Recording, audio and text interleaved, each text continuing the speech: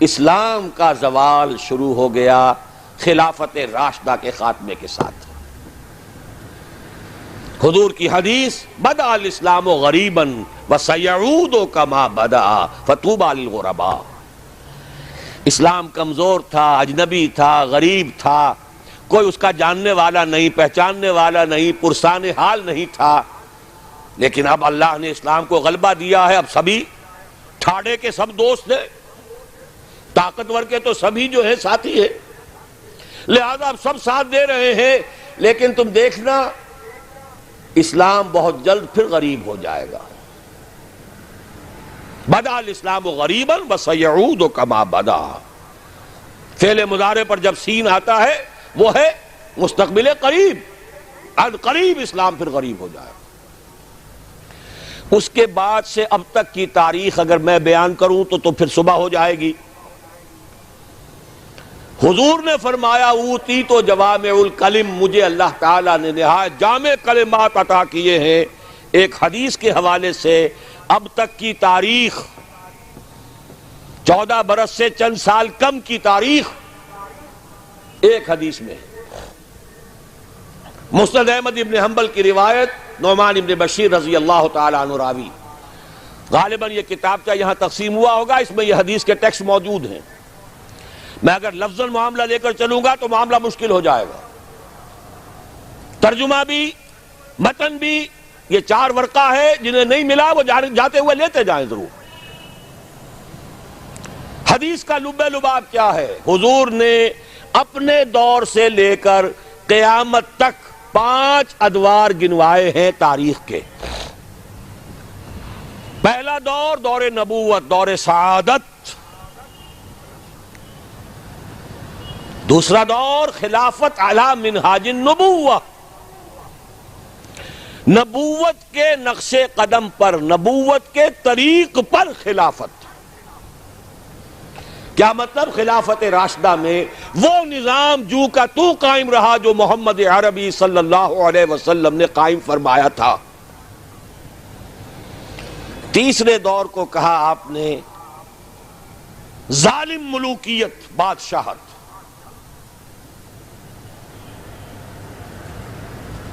بادشاہت کا ایک اعتبار سے تو آغاز حضرت معاویہ سے بھی ہو گیا رضی اللہ تعالی عنہ۔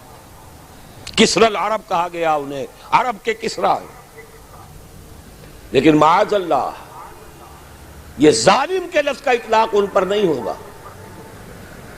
ان کے 20 سالہ دور خلافت میں نہ کوئی خانہ جنگی، نہ کسی کو قتل کیا گیا، نہ کسی کے پر زیادتی کی گئی، پرامن تھا۔ اگرچہ خلافت راشدہ میں اہل سنت بھی اسے شمار نہیں کرتے،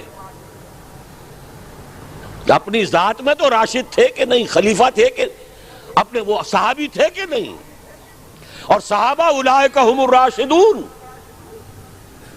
لیکن خلافت راشدہ، خیر اہل تشیع کی جو رائے ہے وہ تو خیر علیحدہ ہے، اہل سنت جو ہے وہ بھی خلافت راشدہ میں شمار نہیں کرتے۔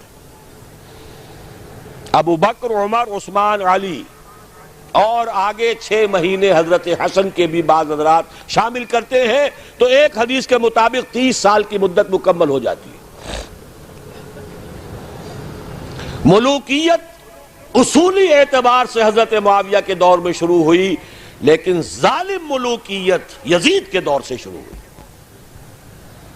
اب جو دور شروع ہوا اس میں کربلا بھی ہے۔ حضرت حسین ابن علی رضی اللہ تعالی عنہما، ان کے ساتھی، ان کے خاندان والے کس طرح شہید کیے گئے، اور صرف وہی نہیں ہوئے، عبداللہ ابن زبیر رضی اللہ تعالی عنہما وہ بھی شہید کیے گئے۔ حرم مکہ رنگین ہوا خون سے، ان کی لاش ٹنگی رہی بہت دنوں تک۔ مدینہ بھی نہیں بچا، واقع حرہ میں مدینہ کی حرمت جو ہے اس کو بٹا لگایا گیا۔ یہ دور ملوکیت کے سیاہ کارنامے، حجاج کے ہاتھوں سینکڑوں تابعی شہید ہوئے۔ مسلمانوں کا دور تو ابھی عروج کی طرف جا رہا ہے، اسلام کا دور غربت شروع ہو چکا ہے۔ اسلام اور مسلمانوں کو علیحدہ علیحدہ شے سمجھیے، ساتھ نہیں۔ پہلے 30 برس بھی ساتھ تھے، بلکہ حضور کے 23 برس بھی شامل کر لیجئے، پہلی نصف صدی جو ہے وہ ساتھ ساتھ ہے، دین کا بھی عروج ہو رہا ہے، ساتھ ہی امت مسلمہ کا عروج بھی ہے۔ اس کے بعد امت مسلمہ تو چڑھتی جا رہی ہے اور دین گرنا شروع ہو گیا۔ ویسے یہ بات ذہن میں رکھیے کہ وہ کوئی 2-4 دنوں میں نہیں گرا۔ کھنڈر بتا رہے ہیں عمارت عظیم تھی، یہ 6 منزلہ عمارت، شاہ اسماعیل شہید نے اس اصطلاح کو استعمال کیا ہے۔ یہ 6 منزلہ عمارت کوئی 1000 بلکہ 1200 برس میں جا کر زمین بوس ہوئی ہے، لیکن ہے پھر وہ گریجول ڈکلائن۔ تو تیسرا دور حضور نے فرمایا ظالم ملوکیت، چوتھا دور فرمایا غلامی والی ملوکیت، ملکن جبرین۔ پہلے تو 1000 برس تک بادشاہ مسلمان تو تھے، چاہے ان میں بدماش بھی تھے، عیاش بھی تھے، ظالم بھی تھے، اچھے بھی تھے، نیک بھی تھے، آخر انہیں میں صلاح الدین ایوبی بھی تھے، انہیں میں نور الدین زنگی بھی تھے، انہیں میں اورنگزیب بھی تھے، انہیں میں التتمش بھی تھے، اچھے بھی تھے، اس میں کوئی شک نہیں، لیکن تھے بادشاہ، خلیفہ تو نہیں تھے۔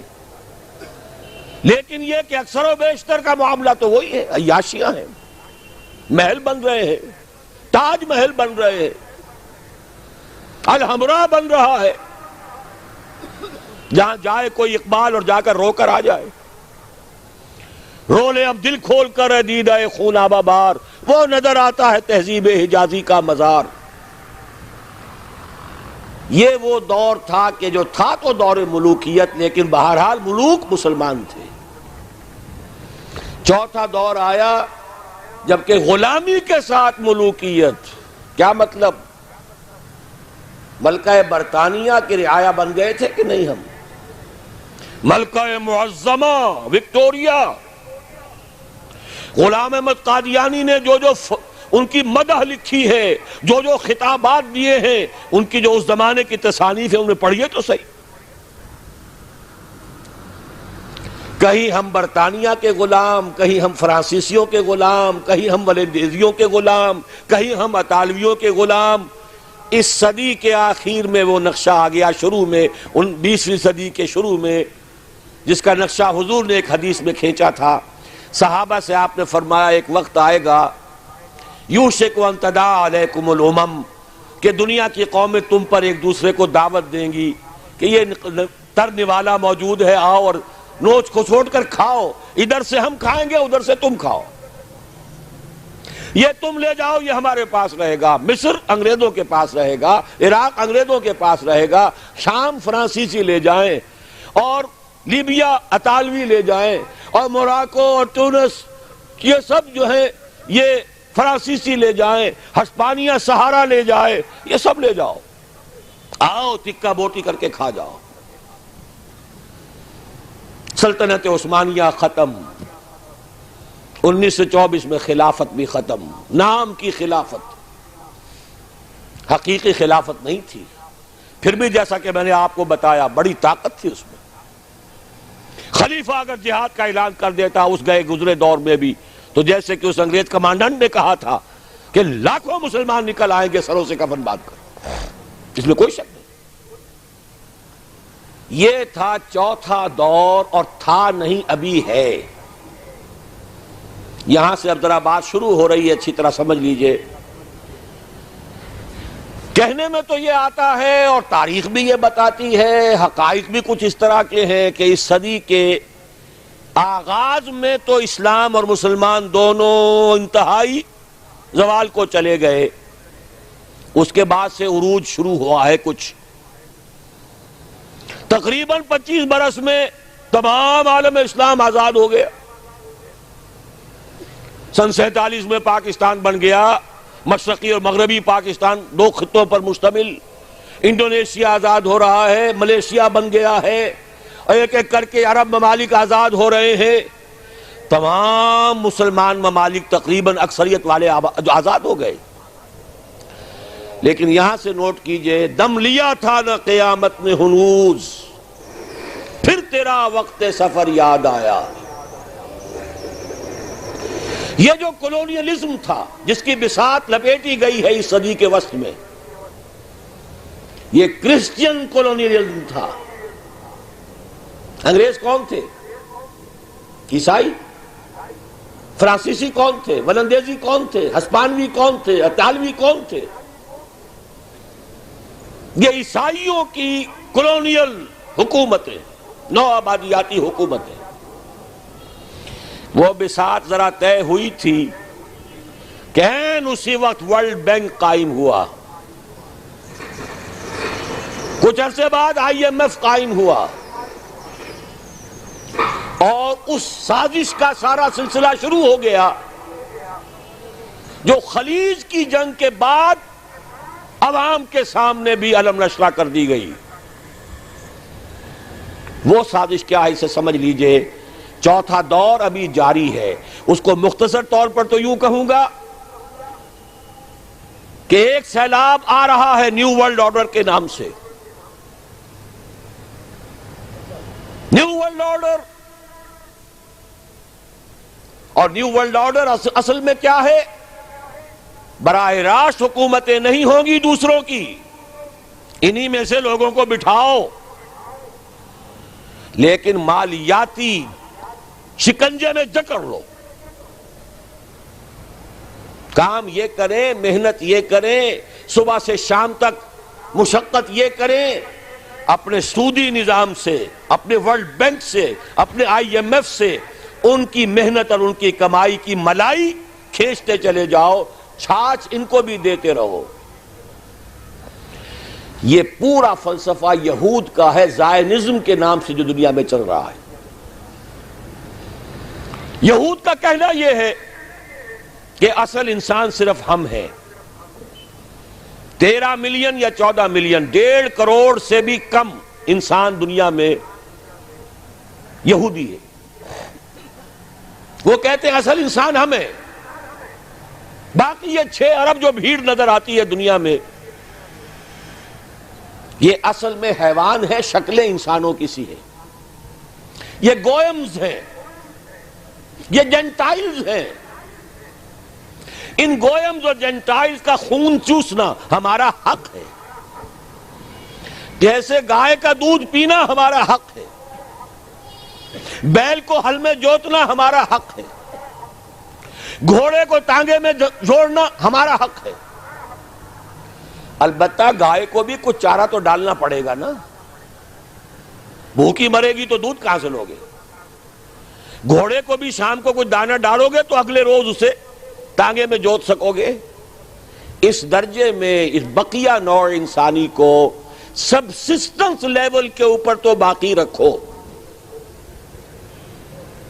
باقی ان کی محنت، ان کی کوشش، ان کی جد و جہد، گھوڑے پر اگر آپ نے جو بھی ٹانگے باندھ ہے، اس نے اگر 100 روپے شام تک کمائے ہیں تو 20-25 تو بہرحال گھوڑے پر بھی ڈالے گا، باقی اس کی کمائی ہے۔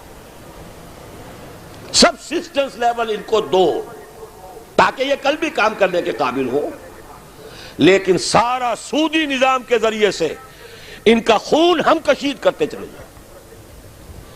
یہ نیا مالیاتی عالمی استعمار ہے، وہ استعمار اور تھا، وہ کولونیل رول۔ انگریز آ گیا، اب انگریز جب ہندوستانیوں کو نظر آتے تھے تو ہندوستانیوں کا خون جوش میں آتا تھا کہ نہیں؟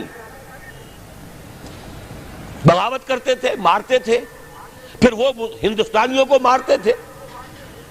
تو مار رہے ہیں اور مر رہے ہیں، یقتلون و یقتلون، حاصل کیا ہے؟ ہمیں آم کھانے سے غرض ہے، پیڑ گننے سے کیا فائدہ؟ اگر ہم ان کی کمائی، ان کی محنت اسے کشید کرتے چلے جائیں، اس کو کھینچ کر لے جائیں، تو خام خواہ ان کے اوپر براہ راست حکومت کرنے سے حاصل کیا ہے؟ یہ ہے چوتھا دور جس کی نئی شکل صرف بدل گئی ہے۔ پورے عالم اسلام میں حکومت میں وہی لوگ بیٹھے ہیں، عدل بدل وہ کرواتے رہتے ہیں۔ ایک زیادہ بدنام ہو گیا یا ہو گئی، چلو اس کو ہٹاؤ، دوسرا لے آؤ۔ کچھ دنوں کے بعد اسے زیادہ بدنام ہو جائے گی یا ہو جائے گا، تیسرے کو لے آئیں گے۔ الیکشن کراتے رہو، یہ اسی میں مگن رہے۔ الیکشن، ممبری، کرسی، صدارت بنائے، خوب آزادی نے پھندے۔ اٹھا کر پھینک دو باہر گلی میں، نئی تہذیب کے انڈے ہیں گندے، یہ اقبال کہہ کے گیا ہے۔ لیکن لگائے رکھو، انہیں کرکٹ کے میچ میں الجھائے رکھو، دیکھتے رہے صبح سے شام تک بیٹھے ہوئے، انہیں پتہ ہی نہ چلے کون ہمارا خون چوس رہا ہے، کتنی جوکیں لگی ہوئی ہیں میرے جسم کے ساتھ اور وہ میرے خون کو چوس رہی ہیں، انہیں پتہ ہی نہ ہو۔ مست رکھو، اقبال نے تو کہا تھا نا، مست رکھو ذکر و فکر صبح گائی میں اسے، اس سے کہیں زیادہ لذت جو ہے وہ اب وہ میچ دیکھنے میں آ رہی ہے۔ لگاؤ ان کو، طرح طرح کے نام سے جو ہے جوئے کے اندر لگاؤ۔ یہ تمام دھندے اس لیے ہیں، یہ اس میں مگن رہے حیوانوں کی طرح۔ اور یہ بھی نوٹ کر لیجئے، یہ بھی ان کے پروٹوکولز میں ہے، اخلاقی اعتبار سے انہیں کرپٹ کر دو، انہیں تمیز ہی نہ رہے بیٹی میں اور بیوی میں، انہیں تمیز نہ رہے مرد اور عورت میں، حیوان، بالکل حیوان بنا دو۔ انسانیت کہیں رہ گئی تو کسی اور بغاوت کا اندیشہ ہے۔ عورت کو باہر نکالو گھر سے، اسے شمع محفل بناؤ، اسے ہتھیاروں، اسے اشتہاروں کا موضوع بناؤ۔ موٹر سائیکل کا اشتہار ہے تو عورت، چائے کا اشتہار ہے تو عورت۔ یہ سارے کھیل یوں ہی نہیں ہو رہے، protocols of the elders of the Zion 1897 کے ان کا ذرا مشاہدہ کیجئے تو معلوم ہو جائے گا جو کچھ ہو رہا ہے وہ یہود کی وہ سازش۔ حضور صلی اللہ علیہ وسلم کی اس مقصد بعثت کی تکمیل کا سیلاب جب چلا تھا، تھمتا نہ تھا کسی سے سیل رواں ہمارا، کس نے روکا؟ نہ ایرانیوں کی تلواریں روک سکیں، نہ رومی لیجنز، رومی فوجی، دنیا جو ہے تھراتی تھی ان کے نام سے، نہیں روک سکے اس سیلاب کو۔ حضرت خالد نے کہا تھا رومیوں سے، تم اپنی تعداد پر نہ جانا، اپنے اسلحہ پر نہ جانا، جان لو تمہارا مقابلہ آج اس قوم سے ہے جسے موت اتنی ہی عزیز ہے جتنی تمہیں زندگی عزیز ہے۔ منحصر مرنے پہ ہو جس کی امید، نا امیدی اس کی دیکھا چاہیے جو موت کا خواہش مند ہے۔ شہادت ہے مطلوب و مقصود مومن، نہ مال غنیمت نہ کشور کشائی، اسے کون شکست دے گا؟ تو اچھی طرح سمجھ لیجئے یہ سارا پیکج ہے۔ یہ پیکج کا لفظ آج کل بہت استعمال ہو رہا ہے، پیکج۔ یہ پورا پیکج ہے، انسان کو حیوان بناؤ، جنسی اعتبار سے حیوان، اور اس کو حیوان کی سطح پر لا کر کام کرو، صرف روزی کھاؤ جو تمہارے لیے ضروری ہے، باقی تمہاری محنت کا سب حاصل ملائی اوپر کی ہم لے جائیں گے۔ یہ ہے اس وقت اس چوتھے دور کا نصف ثانی۔ شکل بدل گئی ہے، صورت تبدیل ہو گئی ہے، ابھی ہم غلام ہیں۔ فرق صرف یہ ہے کہ پہلے انگریز فوجی بھی نظر آتے تھے، اب نظر نہیں آتے۔ اب ہمارا ہی قوم کا کوئی فرد ان کا کارندہ بن کر، قرقمین بن کر بیٹھا ہے آ کر۔ معین صاحب کیا کرنے آئے تھے؟ قرقی کرنے آئے تھے۔ اب شاہد برکی صاحب کیا کرنے آئے؟ قرقی کرنے آئے ہیں۔ بے نظیر تو اس لیے بدنام ہو گئی، فلاں شے مہنگی، فلاں شے مہنگی، فلاں شے مہنگی، وہ گئی تو اس کے بعد جو مہنگائی کا طوفان آ رہا ہے وہ کون لا رہا ہے؟ اور ابھی نہ معلوم کتنی حکومتوں کے جھٹکے ہوں گے، کتنی حکومتیں قربان ہوگی۔ یہ دور ہے چوتھا دور، حالات دن بدن اور خراب ہو رہے ہیں، اس کو نوٹ کر لیجئے۔ اس وقت جو اب استعمار آ رہا ہے وہ یہودی استعمار ہے، خود عیسائی ان کے اعلی کار ہیں۔ پوری دنیا میں ایک سول سپریم پاور امریکہ، اور امریکہ کی جان حقیقت میں یہودیوں کے ہاتھ میں، فرنگ کی رگے جہاں پنجہ یہود میں ہے۔ بظاہر آپ یہ کہہ سکتے ہیں U N O, new world order کی امین، کسٹوڈین کون؟ U N O. U N O کون؟ امریکہ کی لونڈی۔ اور امریکہ کی جان کس کے ہاتھ میں؟ یہودیوں کے ہاتھ میں۔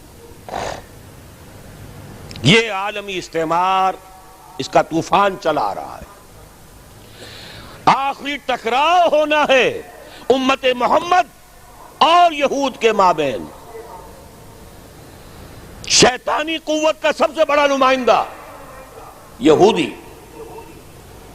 وہ جو اقبال نے اشعار کہے تھے، دنیا کو ہے پھر مار کا روح و بدن پیش، تہذیب نے پھر اپنے درندوں کو ابھارا، اللہ کو پامر دیے مومن پہ بھروسہ، ابلیس کو یورپ کی مشینوں کا سہارا. لیوسیفر، اس کا اعلی کار آرڈر آف الومیناٹی، اس کے اعلی کار میسنز، فری میسنز، فلاں اور فلاں اور فلاں، زائنزم کے نام سے تحریک. 2000 برس کے بعد یہودیوں کی حکومت قائم ہو گئی 1948 میں. میں نے 2000 برس کہے تھے پہلے بھی. سن 70 عیسوی میں یہ بے دخل کیے گئے تھے فلسطین سے اور یروشلم سے. ان کا ہیکل سلیمانی، اور وہ بھی نمبر 2 تھا، سیکنڈ ٹیمپل. پہلا ٹیمپل پہلے نبوکدنضر کے ہاتھوں یا بخت نصر کے ہاتھوں برباد ہوا تھا، وہ تو حضرت مسیح سے بھی 600 برس قبل. پھر انہوں نے بعد میں بنایا اپنا ٹیمپل، سیکنڈ ٹیمپل کہلاتا ہے. سن 70 عیسوی میں رومنز نے اسے بھی گرا دیا. وہ آج تک گرا پڑا ہے، اس کی صرف ایک دیوار سلامت ہے، کوئی چھوٹی سی کہیں، جس کو ویلنگ وال کہتے ہیں. وہاں جاتے ہیں، زیارت کرتے ہیں اور سر پھوڑتے ہیں اپنا اور ماتم کرتے ہیں، روتے ہیں.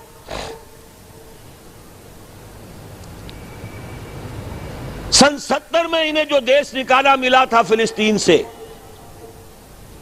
تو یوں سمجھیے کہ تقریباً 550 برس کے بعد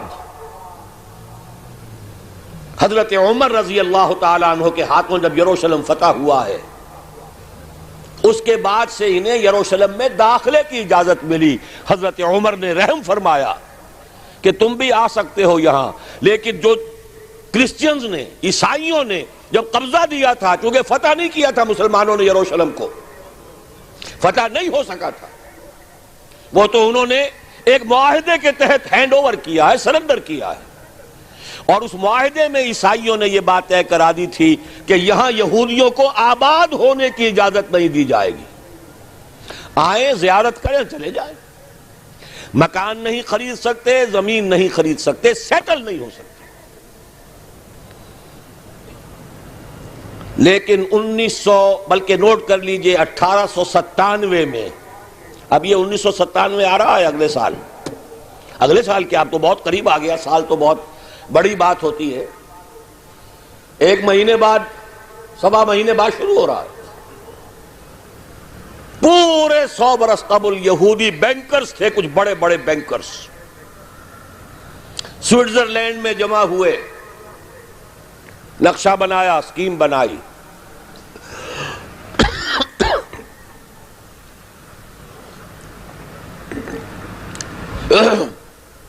سازش کی صلاحیت اللہ نے بے پناہ دی ہے. دولت بے شمار جمع کر چکے تھے سودی نظام سے. 20 برس کے اندر اندر برطانیہ کے ذریعے سے اعلان کرا لیا بالفور ڈیکلریشن. سن 70 اور 1917 کتنا فرق ہوا اس میں؟ 1800 برس سے زائد عرصہ. ان کا داخلہ ممنوع تھا پہلے 500 برس، بعد میں داخل ہو سکتے تھے، آباد نہیں ہو سکتے تھے. 1917 میں بالفور ڈیکلریشن کے ذریعے حق مل گیا کہ ہاں یہ بھی آ سکتے ہیں، مکان خرید سکتے ہیں. چونکہ اب ظاہر بات ہے پہلی جنگ عظیم کے بعد مسلمان تو چت پڑا ہے، کون بولے گا. اندیشہ ہو سکتا تھا تو ترک خلافت سے ہو سکتا تھا کہ کہیں تنگ آمد بجنگ آمد خلیفہ کہیں اعلان کر بیٹھا جہاد کا تو کیا ہو جائے گا پوری دنیا میں، لہذا خلافت ختم کرواؤ. چاک کر دی ترک ناداں نے خلافت کی قبا، سادگی اپنوں کی دیکھ، اوروں کی عیاری بھی دیکھ. میں صبح بتا چکا ہوں آپ کو، فری میسن تھا مصطفیٰ کمال پاشا. بہرحال 1917 کا بالفور ڈیکلریشن، اب آنے شروع ہوئے یہودی. یہودی آیا, کسی عرب سے پوچھا بھائی اس مکان کا کیا مانگتے ہو؟ یہ 2 لاکھ. لو بھائی 3 لاکھ لے لو, لیکن صبح ہی صبح نکل جاؤ.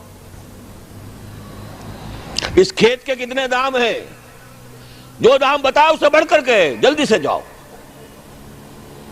اس وقت انہوں نے ابتدا میں کوئی تشدد نہیں کیا, لیکن دولت, اس کی چمک, ہوتے ہوتے اتنے قدم جما لیے کہ پھر 1948 میں اسرائیل ایک ریاست کی حیثیت سے دنیا میں قائم ہے. اس کے ساتھ جوڑ ملا لیجئے 1947 میں پاکستان قائم ہوا تھا. یہ ہم عصر واقعات یوں ہی نہیں ہے کہ ایسے ہی آ کر جوڑ مل گئے ہیں. تاریخ کے کچھ واقعات ہماری نگاہوں کے سامنے ہوتے ہیں, کچھ پیچھے اللہ تعالیٰ کی مشیت, وہ جو پیچھے کار فرما ہوتی ہے وہ اپنی جگہ ہے. بہرحال 1948 میں قائم ہوا. 19 برس کے بعد 1967 میں جنگ, اور اس نے اپنے حدود بڑھا لیے, مشرق میں, مغرب میں, شمال میں. یروشلم پر بھی قبضہ ہو گیا. 1967 سے اب یروشلم ان کے قبضے میں ہے. 30 برس ہونے کو آئے ہیں, اور اب یوں سمجھیے کہ تلی ہوئی ہے اس وقت, تاریخ کی ترازو تنی ہوئی ہے. وہ لوگ تلے ہوئے ہیں مسجد اقصی کو شہید کر کے اپنا 3rd ٹیمپل بنانے کے لیے. سارا کام ہو چکا ہے, نقشے بن چکے ہیں. پچھلے دنوں مسجد اقصی کے ڈوم کے لیے شہنشاہ جو ہیں اردن کے, شاہ حسین, انہوں نے کتنے من سونا دیا تھا تاکہ اس کے اوپر پتری چڑھا دی جائے. تو یہودیوں نے کہا تھا یہ سارا سونا ہمارے ہیکل کی تعمیر کے کام آئے گا. کھل کر کہا. اب یہ کہ مسجد اقصی کے ساتھ جانے والی ٹنل کھول دی گئی ہے. کوئی دن کی بات ہے کہ کوئی یہودی, کوئی جنونی جائے گا, وہاں پر جا کر ایکسپلوسیو رکھ آئے گا, اور اس ایکسپلوسیو کے نتیجے میں مسجد اقصی شہید ہو جائے گی. پھر کہیں گے بھائی ہمارا کوئی جنونی کر گیا, جب کر گیا تو چلو اب جو ہو گیا فیٹ اکمپلی ہے یہ, اب یہاں ہمارا ٹیمپل بننے دو. اور امت مسلمہ کی نبض وہ دیکھ چکے ہیں ایودھیا کی مسجد گرا کر. پوری دنیا میں کسی مسلمان کو محسوس ہی نہیں ہوا. ہندوستان کا مسلمان کھڑا ہوا احتجاج کے لیے, غیر منظم مشتعل ہو گیا, پولیس کے ہاتھوں 6000 آدمی مارا گیا. پاکستانی اٹھے, مندر گرا دیے, اور پھر وہ زکوٰۃ کے پیسوں سے بنا کر دیے. باقی پورے عالم عرب میں کسی کو محسوس بھی نہیں ہوا کہ کوئی واقعہ ہوا ہے. دیورس RSS کا جو گرو تھا, ابھی مرا نہیں ہے لیکن اپنی صحت کی خرابی کی وجہ سے اس نے ایک چوتھے گرو کو حوالے کر دیا ہے, RSS, راشٹریہ سیوک سنگھ. اس نے یہ سرکولر ایشو کر دیا تھا پورے ہندوستان کی ہندو جماعتوں, انجمنوں, سوسائٹیوں کو. اب ہمیں طے کر لینا چاہیے اور کھل کر کہنا چاہیے کہ ہندوستان کی سرزمین کو مسلمان کے وجود سے ہم پاک کریں گے. اور میں تمہیں پورا اطمینان دلاتا ہوں کہ کہیں کوئی ری ایکشن نہیں ہوگا. کوئی تھوڑا سا پاکستان میں, کوئی بنگلہ دیش میں, ان کی ہمیں پرواہ نہیں ہے. انہیں پورا یقین ہے عالم عرب اور بقیہ پورا عالم اسلام بولے گا نہیں. بہرحال یہ جو فضا تنی ہوئی ہے, اس کے حوالے سے اب میں صرف آخری بات آپ سے کروں گا. فضا بہت خراب, حالات بہت خراب, لیکن اس مایوسی کے اندھیارے میں خوشخبری ہے محمد الرسول اللہ صلی اللہ علیہ وسلم کی عطا کردہ کہ یہ چوتھا دور بھی بالآخر ختم ہوگا اور 5واں دور آئے گا. ثم تکون خلافتا علی منہاج النبوہ, پھر دور آئے گا خلافت علی منہاج النبوہ کا. پوری حدیث اس کتابچے میں ہے, دیکھ لیجئے گا. اور اب جب یہ خلافت آئے گی, 2 حدیثیں اور موجود ہیں جو میں نے شروع میں پڑھی بھی ہیں. ان کا حاصل یہ کہ اب گلوبل ہوگی, پوری دنیا میں ہوگی, کل کرۂ ارضی پر ہوگی, تمام عالم انسانیت پر ہوگی.